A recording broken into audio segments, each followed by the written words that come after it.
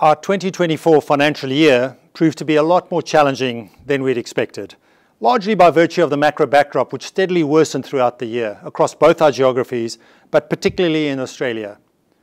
You've heard me say before that we don't like attributing our performance to the macro factors, but one way or another, one cannot deny the broader environment has had a pronounced impact on our results for the period, particularly given the significant pressure we've seen on the consumer.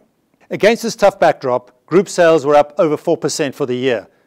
As you'd expect, we've continued to focus on the high-impact areas within our control, from inventory to GP margins, cost containment to driving cash conversion, and of course, executing against our strategies. But the tough trading environment was such that we've seen earnings down 12% off last year's record highs. When we look at our overall South Africa and Africa business, we grew sales by almost 7% and total profits ahead of inflation, a pretty decent result in the current climate. From a divisional perspective, our food business once again demonstrated its strength and resilience and the trust customers place in our Woolies brand, delivering an excellent result and achieving the strongest organic growth in the sector. We've taken market share over the period. We've expanded margins at both a GP and EBIT level, and this notwithstanding the continued investment in price and the growth of online, where our on-demand Woolies Dash business grew by over 70% for the year. Our business also benefited in the last quarter from the acquisition of Absolute Pets, a really great business and an acquisition which leapfrogs us to being the pet care destination of choice in South Africa. Very importantly, our foods business has maintained its industry-leading return on capital, so overall an exceptional result.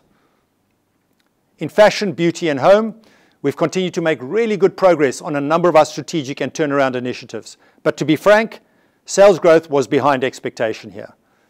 There were a number of factors beyond the ongoing pressure on discretionary spend, from the impact of shipping delays and port congestion to the late onset of winter.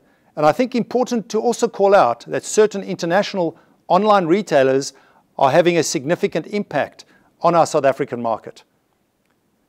We've also scored some own goals, particularly in the area of poor product availability, which we're actively addressing both tactically and through our value chain transformation initiative. Notwithstanding these challenges, we continue to focus on strengthening the underlying financial health of our FBH business, and so we achieved a further increase of the share of full price sales and a further decline in the markdown percentage.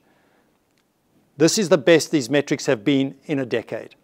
And that has enabled us to maintain our improved GP margin year over year, despite the margin dilutive impact of what is a very strongly growing beauty business.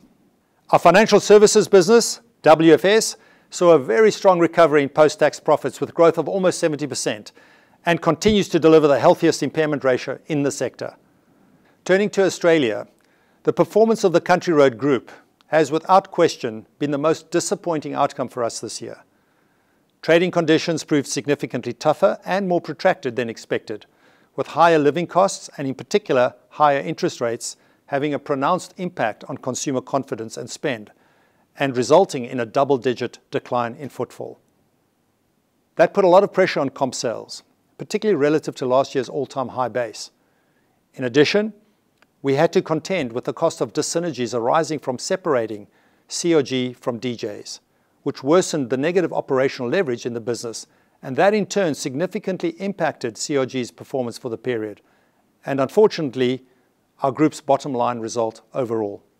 Looking ahead, whilst we're obviously mindful of the prevailing macro environment, particularly in Australia, I am encouraged by the considerable progress we've made against our strategic initiatives. Our trusted brands, strong foundations, high cash generation, and the key competitive advantages that set us apart position us extremely well for a sustainable and profitable growth. In closing, I'd like to acknowledge and thank our customers for their loyalty and support, and thank all of our suppliers and partners who play their unique and integral role in making our Woolies difference exceptional.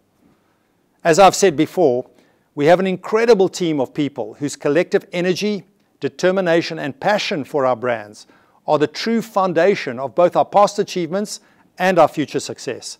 Thank you to each and every one of you.